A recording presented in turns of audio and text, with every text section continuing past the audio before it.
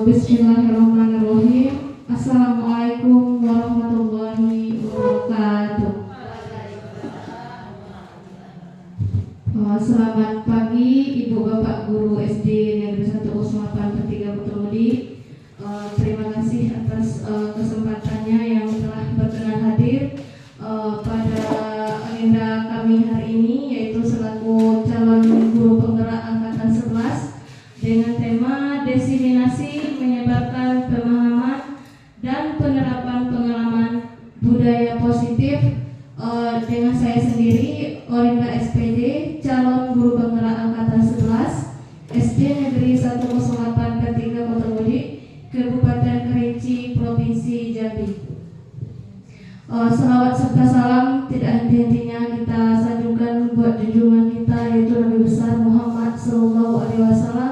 Karena berkat rahmat dan karunia beliaulah kita dapat bersusah payah dalam memperjuangkan generasi kita dari zaman jahiliyah ke zaman Islamiyah.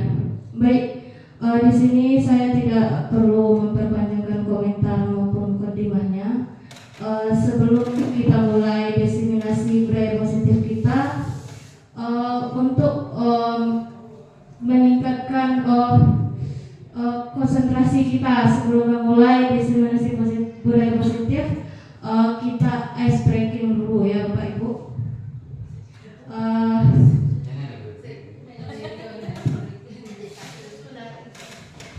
Di sini ada beberapa gambar. Kami minta Bapak Ibu untuk menebak. Sudah siap Bapak Ibu?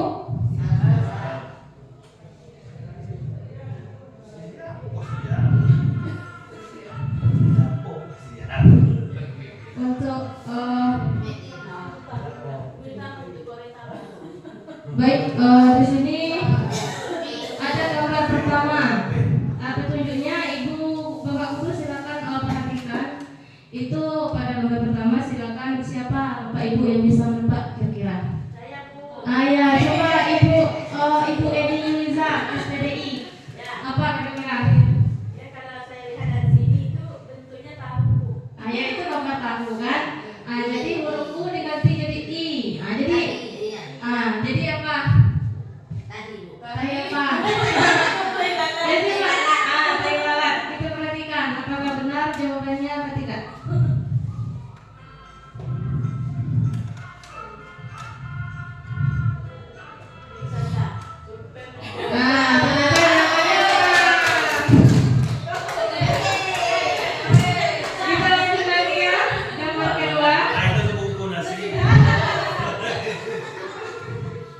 Coba perhatikan gambar kedua. Siapa yang bisa tebak? Itu ada gambar udang. Ya.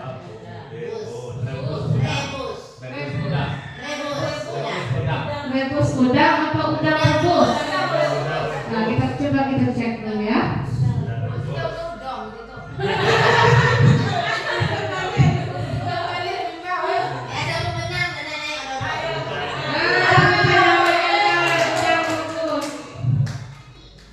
Baik, kita lanjut ke gambar selanjutnya. Ya, ini pemanasan. Ini gambar ketiga, coba.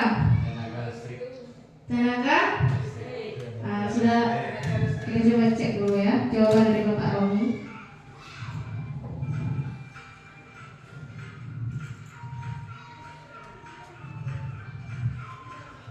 Ya.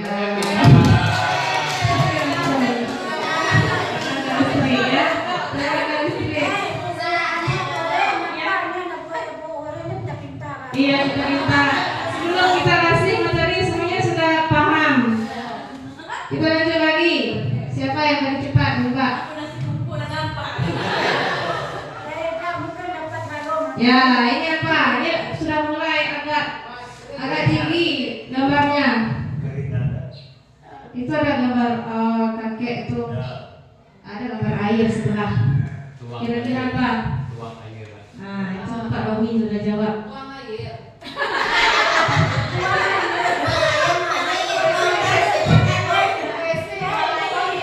Ya,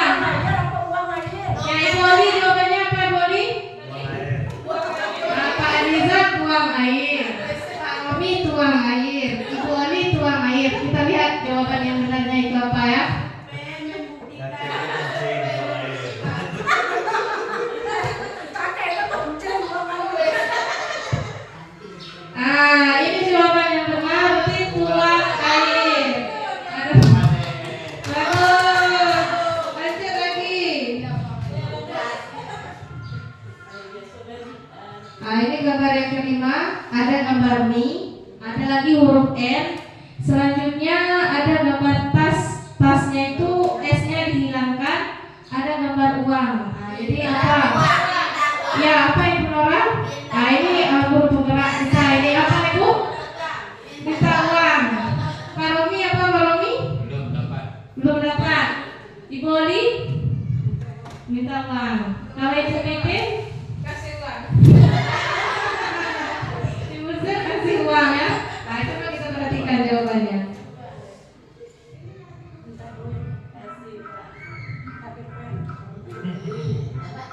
Jawabannya adalah minta uang.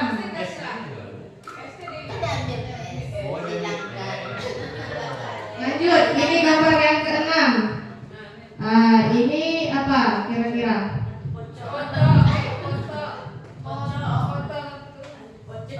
Itu kan ada gambar pocong. Huruf C-nya diganti dengan huruf T. Lalu pocong itu kan ditambah dengan imbuhan kan?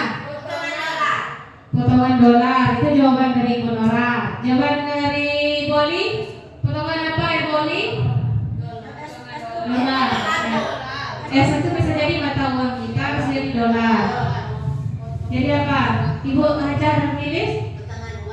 Kira-kira apa jawabannya? Apanya yang geleng-geleng Bu? Potongan dolar. Kita perhatikan jawabannya apa ya?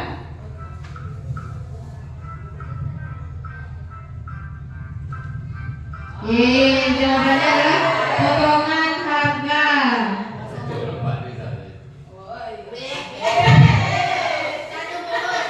Ya, kita lanjut lagi yang terakhir, gambar terakhir. Ini ada gambar huruf S, ada angka 6, ada gambar otak. Kira-kira apa? Ya, kita perhatikan jawabannya dulu.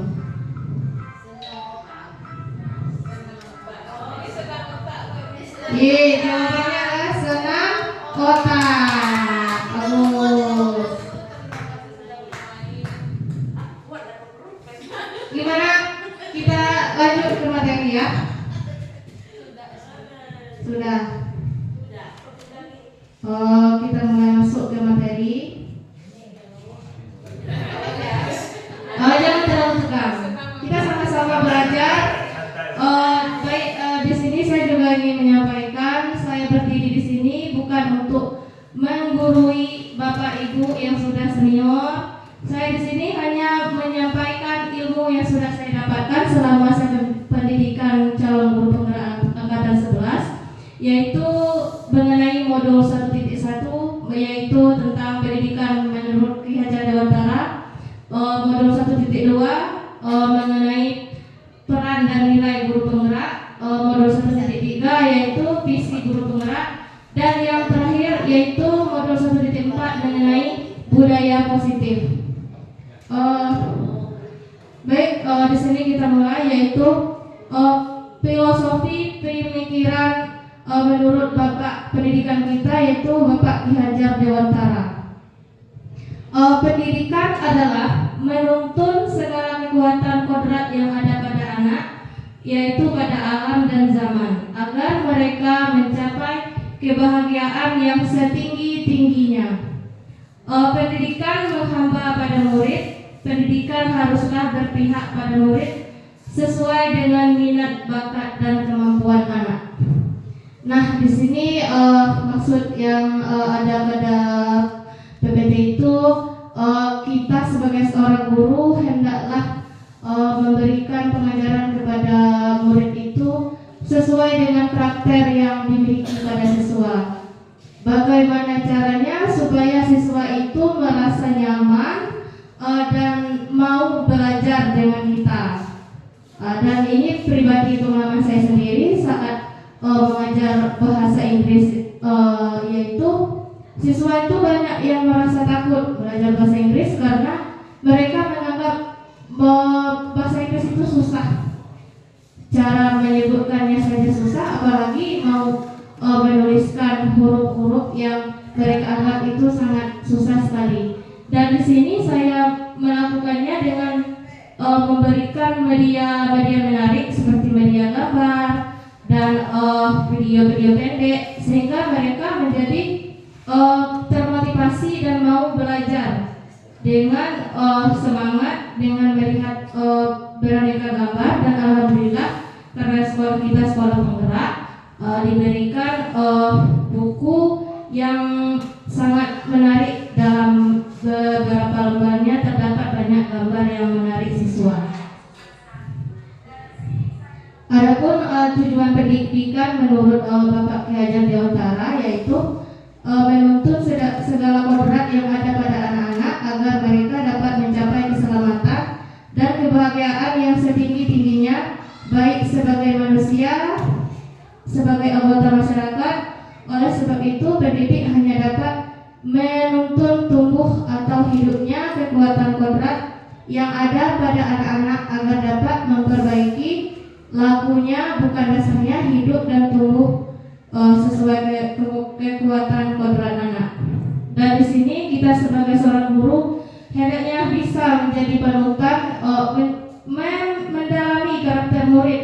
Misalnya siswa itu tidak mau belajar dengan kita berusaha bagaimana cara agar murid itu mau belajar dengan kita memberikan berbagai macam media di sekolah. Misalnya kita mau mulai sebelum belajar kan kita sering speaking, kita berikan beberapa macam bentuk tepuk-tepuk yang sekarang sudah banyak sekali ya kita temukan.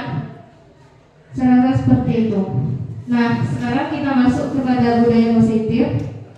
Budaya positif di sekolah yaitu nilai-nilai kebiasaan di sekolah yang berpihak pada murid agar mereka dapat berkembang menjadi pribadi yang kritis, penuh hormat dan bertanggung jawab sesuai dengan profil pelajar Pancasila. Nah, di sini kita masuk ke konsep inti dari budaya positif, yaitu perubahan paradigma belajar, disiplin positif, nilai-nilai kebajikan, kebutuhan dasar manusia, motivasi perilaku manusia, posisi kontrol guru, keyakinan kelas, dan terakhir itu ada segitiga restitusi. Pembelajaran dengan paradigma baru.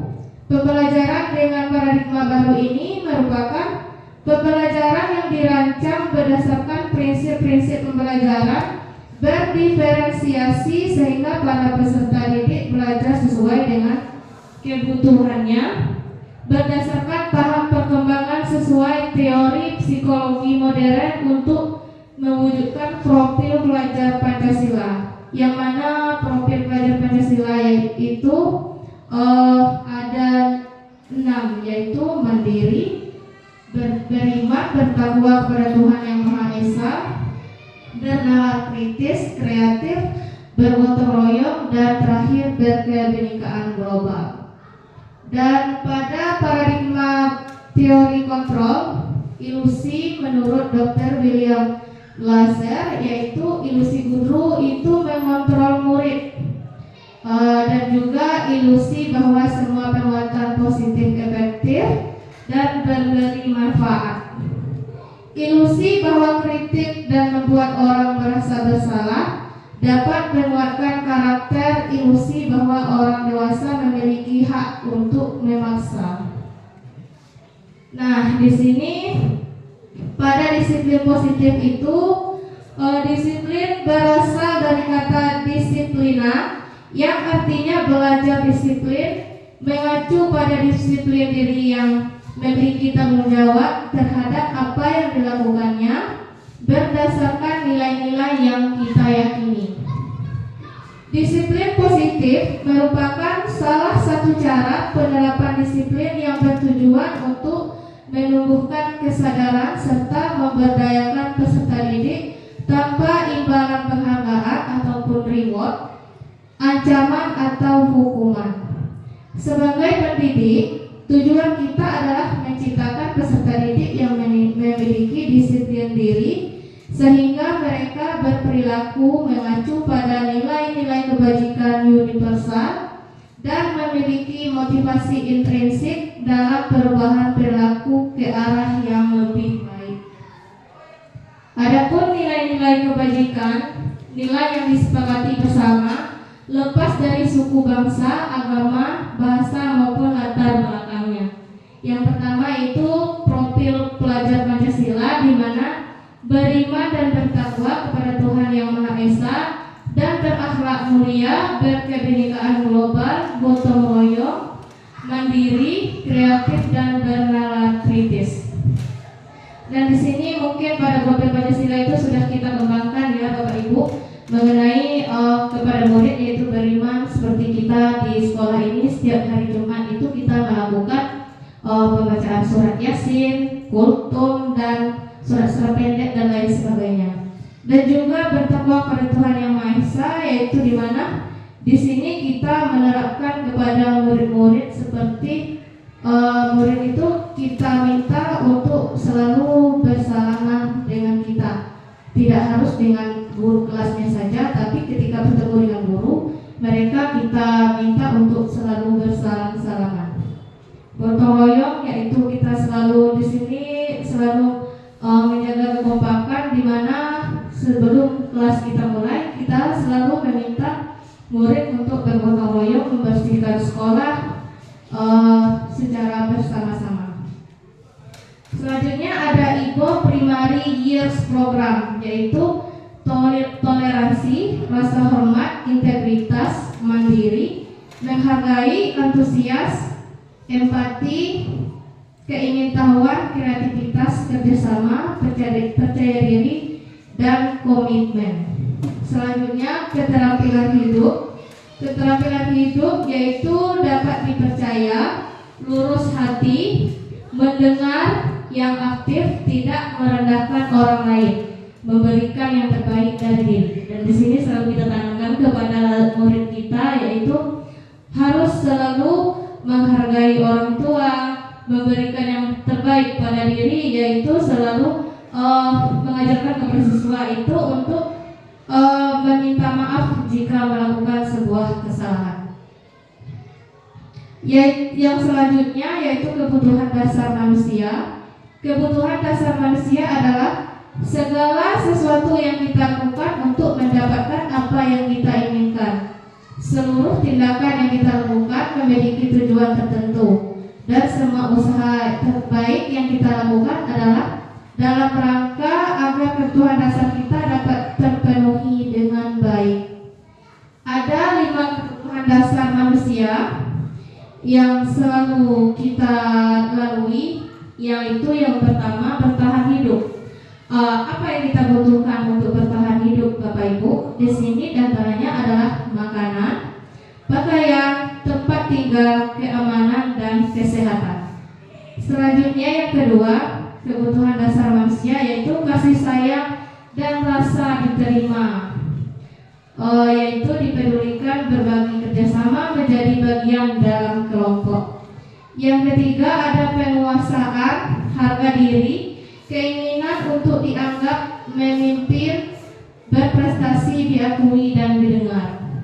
Yang selanjutnya kebebasan, mandiri, memiliki pilihan, mencoba hal baru, mampu mengendalikan arah dirinya, dan yang terakhir kesenangan, bermain, humor, antusiasme, dan tertawa. Nah, ini merupakan kebutuhan dasar manusia. Sama seperti kita berada di sekolah ini, jika terlalu serius, maka sesuatu yang kita lakukan itu merasa akan tidak nyaman. Dan di sini sudah dijelaskan kesenangan itu termasuk kepada kebutuhan dasar manusia, yaitu sama seperti kita saat waktu istirahat sebenarnya kita bermain, humor, antusiasme, dan tertawa. Selanjutnya motivasi perilaku manusia, yaitu motivasi intrinsik, yaitu untuk menghindari ketidaknyamanan atau hukuman. Yang selanjutnya untuk mendapatkan imbalan, yaitu penghargaan dari orang lain. Dan di sini ada motivasi intrinsik untuk menjadi orang yang mereka inginkan dan menghargai diri sendiri dengan nilai-nilai yang mereka percaya. Nah, kita masuk kepada hukuman, yaitu hukuman ini yang kita alami di sekolah itu identiknya tidak terencana, yaitu tiba-tiba. Pada saat misalnya siswa itu melakukan kesalahan, kita secara tidak sengaja langsung memberikan hukuman kepada murid itu tadi. Dan selanjutnya murid tidak tahu apa yang akan terjadi atau tidak dilibatkan, bersifat satu arah berupa hukuman fisik. Selanjutnya ada konsekuensi.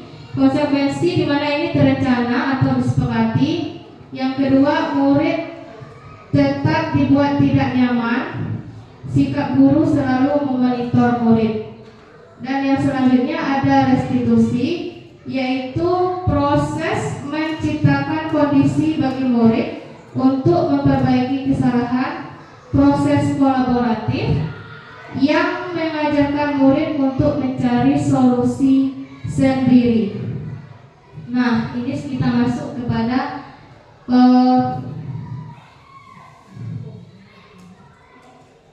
5 posisi kontrol guru.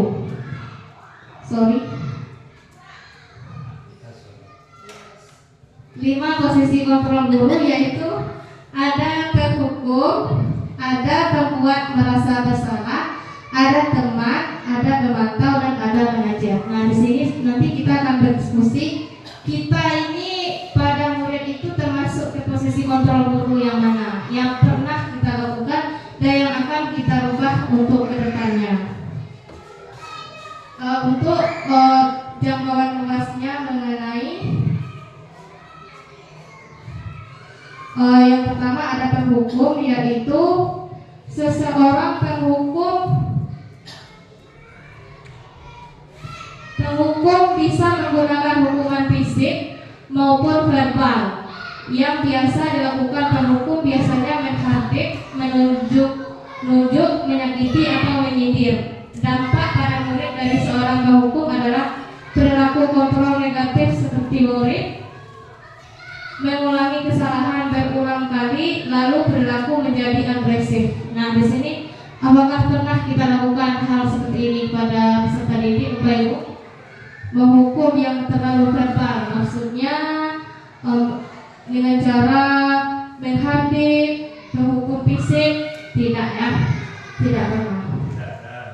Tidak pernah kita lakukan. Kalau dulu mungkin, zaman dulu mungkin pernah. Ya, kalau sekarang sudah banyak cara yang kita lakukan untuk memberikan jalan keluar kepada murid yang memiliki kesalahan. Dan selanjutnya adalah pembuat merasa bersalah, yaitu pada posisi ini biasanya guru akan bersuara lebih lembut. Yang biasa dilakukan pembuat merasa bersalah biasanya berceramah, menunjukkan kekecewaan mendalam. Dampak pada murid dari seorang pembuat merasa bersalah adalah murid akan merasa rendah diri, merasa gagal dan tidak berharga.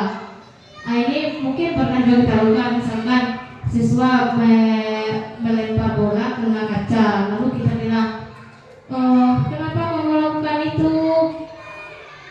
Sekolah kita menjadi rusak pemandangannya. Jadi itu merasa bersalah dan merasa rendah diri. Begitu. Selanjutnya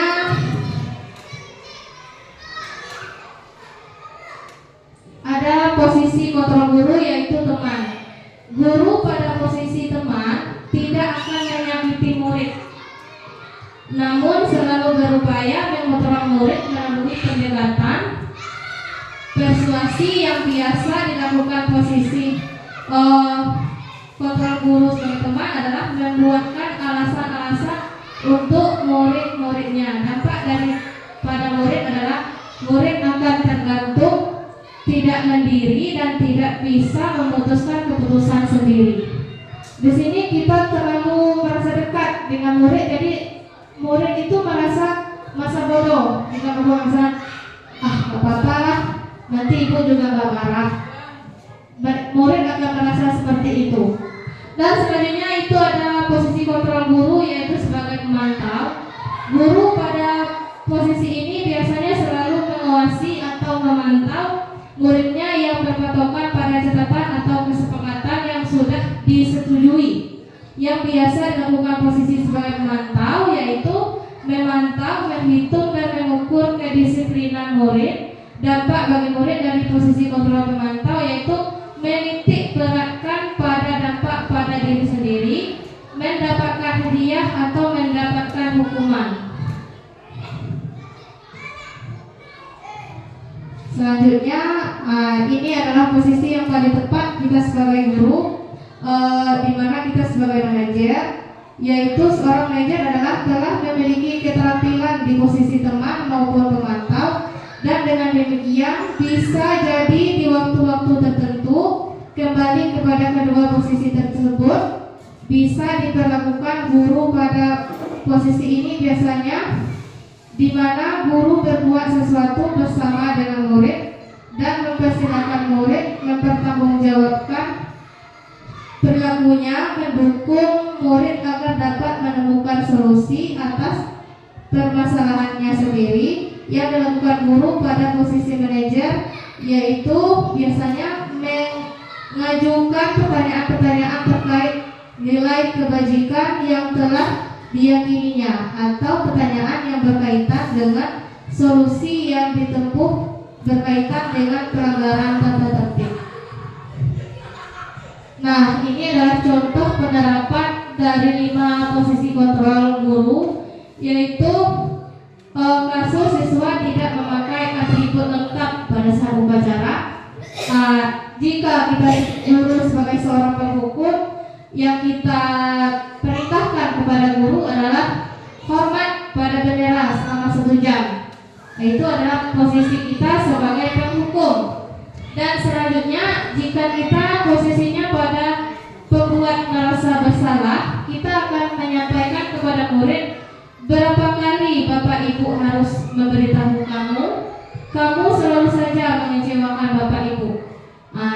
Ini merupakan pembuat merasa bersalah. Dan selanjutnya yaitu ada posisi pada teman. Ini yang diucapkan guru adalah, ayo dong ikuti aturan sekolah. Tolong bantu ibu bapak ya. Sekali ini ya sudahlah, tidak apa-apa, lain kali jangan sampai berbuat seperti ini lagi ya. Itu adalah posisi kontrol guru sebagai teman. Selanjutnya ada penerapan 5 posisi kontrol guru, yaitu sebagai pemantau. Kamu sudah melanggar peraturan sekolah, kamu tahu konsekuensinya. Setelah upacara kamu beli atribut dan jangan diulangi lagi. Ini terlalu memberatkan pada siswa. Dan yang paling sangat disarankan kita sebagai guru yaitu sebagai posisi sebagai manajer, yaitu kita menanyakan kepada murid, apakah kamu tahu kesalahanmu, bagaimana kamu memperbaiki kesalahanmu.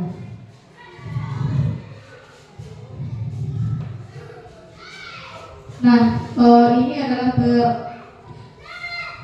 berupa video. Silakan Bapak Ibu perhatikan.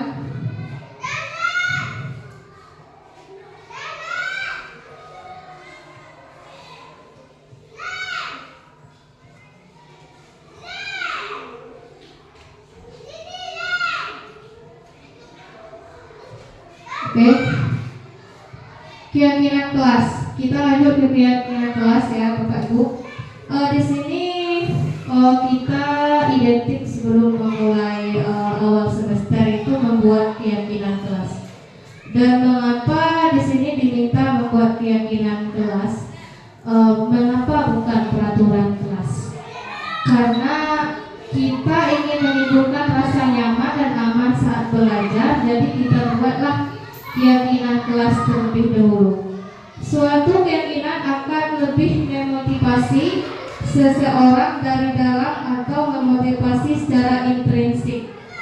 Seorang akan lebih tergerak dan bersemangat untuk menjalankan keyakinannya daripada hanya sekedar mengikuti serangkaian peraturan yang mengatur mereka harus berlaku begini atau begitu, yang membuat ketidaknyamanan dan keterpaksaan. Keyakinan kelas adalah nilai-nilai kebajikan atau prinsip-prinsip universal yang kita sepakati bersama secara universal, lepas dari perbedaan agama, suku, negara, dan bahasa. Menurut Gozen, keyakinan kelas akan lebih memotivasi seseorang dari dalam intrinsik. Seseorang akan lebih bersemangat untuk menjalankan keyakinannya daripada hanya sekedar mengikuti peraturan. Selanjutnya ada sebelum kita buat keyakinan kelas itu kita melakukan pembentukan keyakinan kelas, yaitu yang bersifat abstrak berupa pernyataan universal, dibuat dalam pernyataan positif sedikit saja agar mudah diingat, lalu sesuai dengan kondisi kelas dan sekolah sehingga mudah kita terapkan. Semua warga sekolah atau warga sekolah dilibatkan dalam membuat keyakinan kelas. Nah, selanjutnya ada beberapa yang perlu kita tanyakan pada saat membuat keyakinan kelas berdasarkan prinsip teori kontrol, bahwa pada dasarnya kita termotivasi secara intrinsik. Apa contohnya? Apa keyakinan kelas kita? Misalnya pada siswa kita minta keyakinan kelas apa yang akan kita tumbuhkan di kelas kita, misalnya datang tepat waktu. Nah, itu kita tanyakan lagi dengan siswa, sudah setuju apakah ini keyakinan kelas kita? Setuju, baru kita sepakati. Yang kedua, apalagi keyakinan kelas kita? Meletakkan sepatu pada raknya. Nah, kita tanyakan lagi, setuju atau tidak? Setuju. Jika sudah setuju, baru kita sepakati. Dan lalu, seperti apa gambaran kelas ideal menurut kamu? Kita minta lagi, mereka mau sekolah kelas yang seperti apa? Misalnya sebelum memulai pelajaran berdoa terlebih dahulu, dan setelah belajar pun juga seperti itu.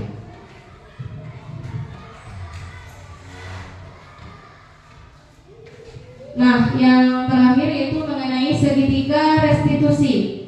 Restitusi adalah proses menciptakan kondisi bagi murid untuk memperbaiki kesalahan mereka sehingga mereka bisa kembali pada kelompok mereka dengan karakter yang kuat, yaitu pada penelitian Gozen 2004, restitusi bukan untuk menebus kesalahan, melainkan sebuah tawaran dan bukan paksaan. Restitusi membantu murid menjadi lebih memiliki tujuan, disiplin positif, dan memulihkan dirinya secara berbuat kesalahan.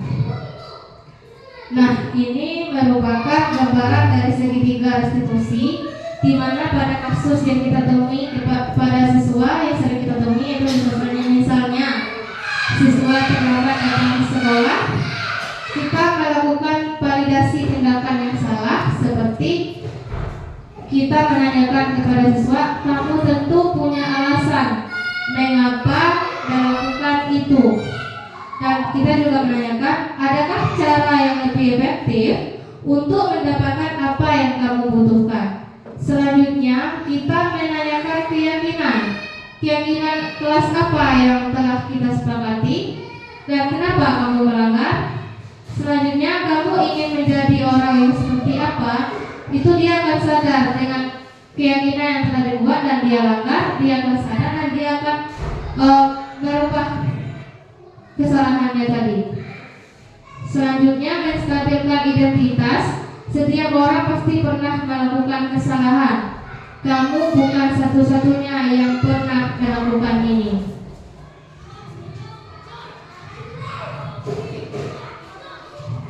Nah, menstabilkan identitas merupakan identitas anak yang gagal karena melakukan kesalahan menjadi orang yang sukses. Selanjutnya ada validasi tindakan yang salah.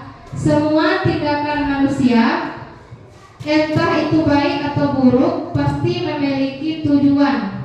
Di sini ada pandangan guru yang mengubah dari stimulus respon ke cara berpikir proaktif yang mengenali tujuan dari tindakannya. Menanyakan keyakinan merupakan pembentukan motivasi internal dalam diri anak ketika identitas sukses tercapai. Di langkah menstabilkan identitas dan perilaku yang salah sudah divalidasi di langkah yang kedua, maka anak siap dihubungkan dengan nilai yang dia percaya. Untuk tahap penutup di sini dalam penerapan program disiplin positif, hendaknya guru memiliki standar kepribadian, yaitu rasa profesional dan sosial yang baik, di mana guru mampu merefleksikan dirinya dalam posisi kontrol saat ini. Bagaimana dirinya dalam posisi kontrol sebagai among ataupun manajer yang menuntun murid-muridnya menjadi insan yang mandiri, merdeka, bertanggung jawab, yaitu sesuai dengan standar nasional pendidikan. Baik Bapak Ibu, terima kasih untuk kesediaan waktunya. Semoga bermanfaat apa yang saya sampaikan. Banyak maaf dari saya. Sekian dan terima kasih. Saya tutup dengan wabillahi taufiq wal hidayah. Wassalamualaikum warahmatullahi wabarakatuh.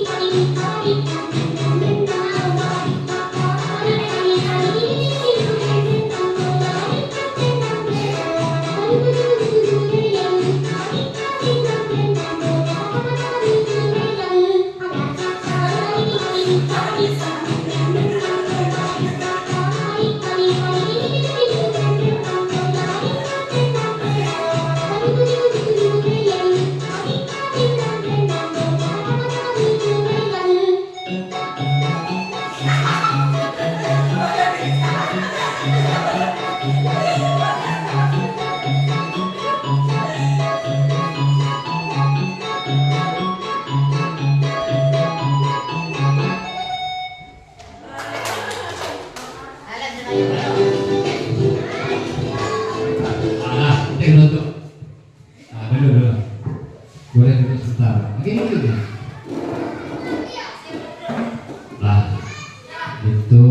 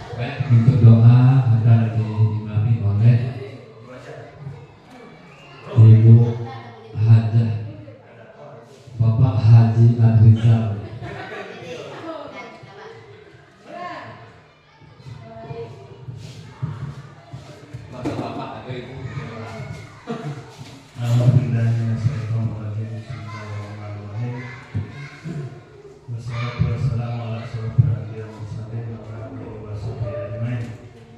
Subhanallah walhamdulillah wa la ilaha illallah wallahu akbar la haula wa la quwwata illa billah. Alhamdulillahirabbil alamin hamdan majidah ya rabbana alhamduka ma bi'idha sultani. Allahumma salli ala sayyidina Muhammad wa ala ali sayyidina Muhammad. Allahumma rabbana taqabbal minna sholatan wa salatan wa qur'ana wa sujudan wa ruku'an wa tadawwan wa taqsiman ya Allah ya Allah ya rabbal alamin. Allahumma inna as'aluka salamatan fid dunya wa fil jasadi wa taqiyyu wa taqiyyu rizqi wa tawbatan qawlan wa rahmatan min Allah wa maghfiratan lana Allahumma ghfir lana dhunubana wa ihsan rabbana hab lana min azwajina wa dhurriyyatina qurrata a'yun Allahumma ighfir li dhunubi wa walidayya warhamhuma kama rabbayani shaghira rabbana atina fid dunya hasanah wa fil akhirati hasanah wa qina adzaban nar. Subhanallah wa sallallahu alhamdulillah. Aduh.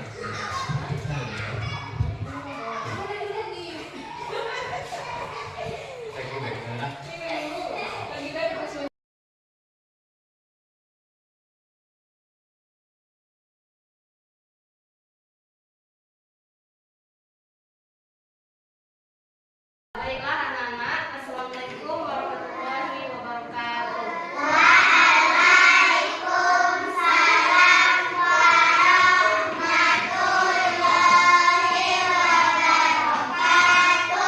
Baiklah, karena hari ini kita mulai memasuki semester 1. Untuk kelas 3, sebelum kita mulai kegiatan pembelajaran, ada baiknya kita bikin dulu keyakinan kelas kita.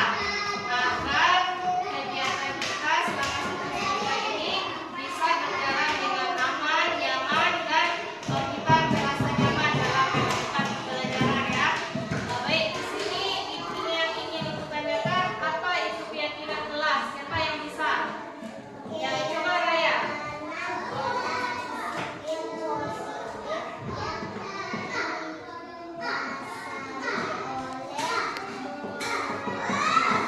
Oke, baik.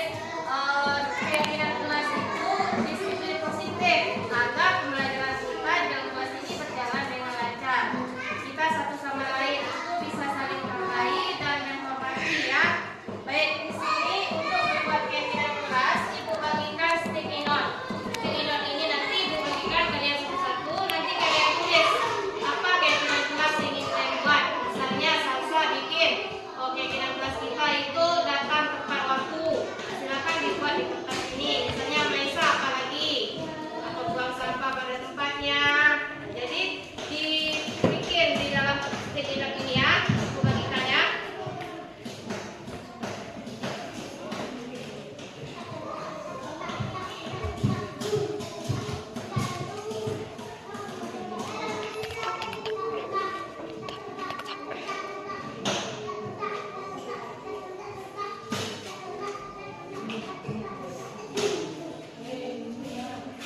Silakan dibuat, yang sudah dapat silakan dibuat. Kita buat ya.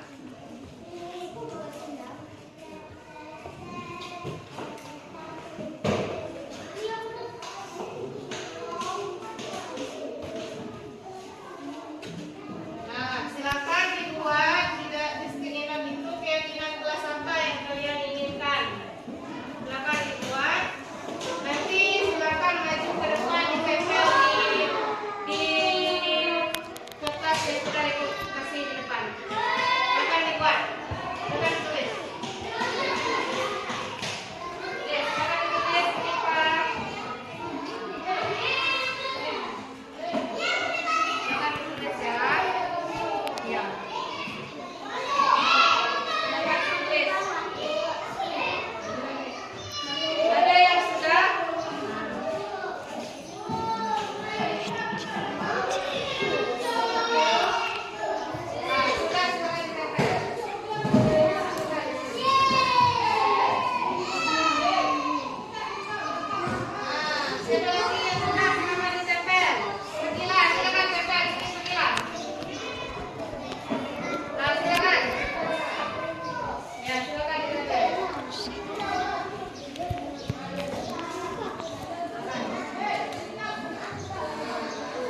Silakan, maju. Raya, bikin. Silakan, Teten.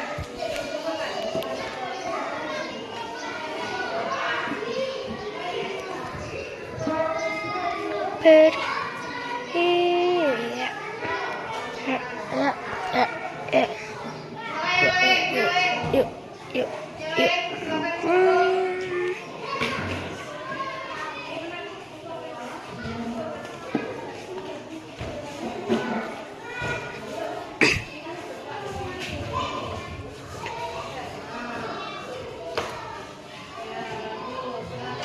Silakan yang lainnya. Silakan kumpul. Silakan kumpul. Tempel, tempel. Silakan ditempel.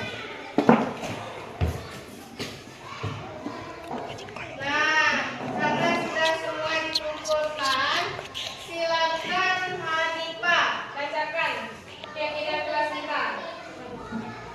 Bacakan keyakinan kelas kita sebelum kita mulai belajar. Apa saja keyakinan kelas kita? Silakan dibaca ini. Yang keras suaranya. Melakukan sesuatu. Ya, datang tepat waktu dan buang sampah pada tempatnya.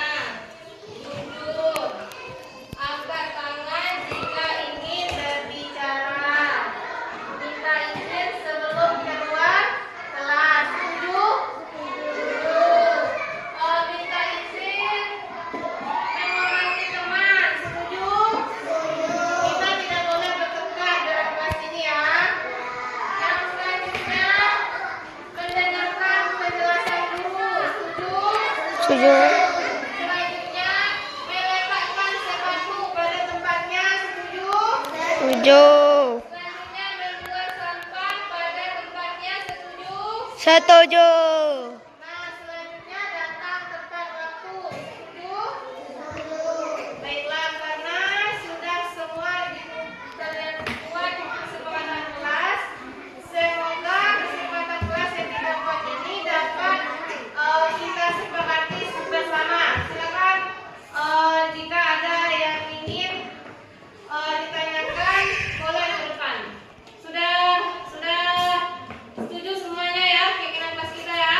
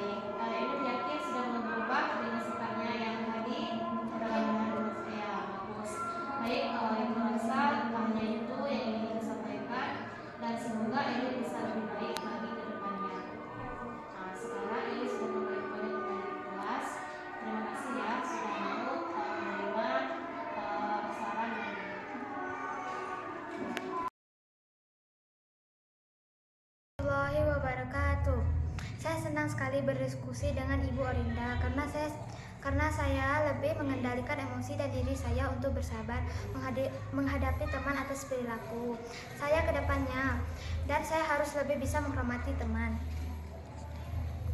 Assalamualaikum warahmatullahi wabarakatuh.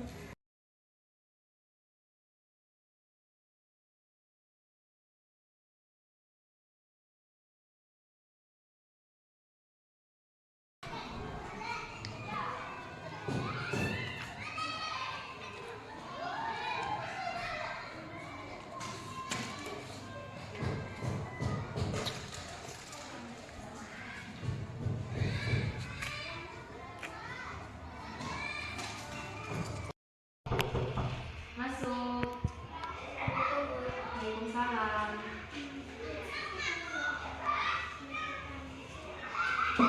Baik Kania, mungkin Kania tahu kenapa Ibu panggil Kania di sini? Tahu, Bu. Kenapa? Hanya senang ada perasaan yang Baik. Memangnya maka di dalam kelas itu tindakan yang benar apa salah? salah, Bu. Memangnya Kania tidak serapan tadi? Tidak, Bu. Hanya tidak sempat. Hanya terlalu. Baik, Ibu sangat mengapresiasi apa yang sudah Kania lakukan dengan datang ke sekolah tepat waktu, yaitu jam 6.30. Nah, di sini yang mau Ibu tanyakan, keyakinan kelas mana yang sudah Kania langgar pada hari ini? Hanya tidak saling mempelajari dan tentang Baik, Ibu akan memberikan solusi kepada Kania agar untuk kedepannya agar tidak nakal di dalam kelas lagi. Menurut Kania apa solusi yang akan diberikan? Iya, bagus sekali. Kania akan bangun lebih pagi dan bisa sarapan sebelum berangkat ke sekolah dan datang tepat waktu. Nah, kapan Kania akan melakukan hal tersebut? Insya Allah besok, Bu. Yakin besok? Mungkin, Bu. Ya, baik. Semoga kedepannya Kania bisa lebih baik lagi ya di dalam ruang kelas saat belajar, tidak makan lagi di dalam kelas. Nah, sekarang sudah boleh kembali ke kelas. Terima kasih ya Kania. Assalamualaikum warahmatullahi wabarakatuh. Perasaan saya lega sekali ketika saya melakukan kesalahan, tapi ibu guru tidak langsung memarahi saya, dan saya dibantu dicarikan solusi oleh ibu guru. Terima kasih, Ibu Rinda.